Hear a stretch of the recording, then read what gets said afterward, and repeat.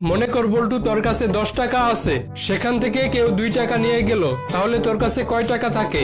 10 টাকা থাকে। আরে 10 টাকা থাকে কিভাবে? 2 টাকা তো নিয়ে গেল একজনে। আমার কাছ থেকে কেউ টাকা নিয়ে যাবে, আপনি এটা ভাবলেন কিভাবে? আরে মনে কর কেউ তোর কাছ থেকে জোর করে 2 টাকা নিয়ে গেল, তাহলে কি থাকে? 10 টাকা আর একটা লাশ। বল্টু, তোর বউ তো গাড়ি চেয়েছিল জন্মদিনে, কিন্তু তুই তোর বউকে জন্মদিনে ডায়মন্ডের নেকলেস দিলি কেন? তাতে সমস্যা কি? গাড়ির দামের থেকে তো ডায়মন্ডের নেকলেসের দাম অনেক বেশি। তুই তো চাইলে কম দামে একটা গাড়ি কিনে দিতে পারতি। আরে ছাগল, নকল গাড়ি কোথাও কি কিনতে পাওয়া যায়?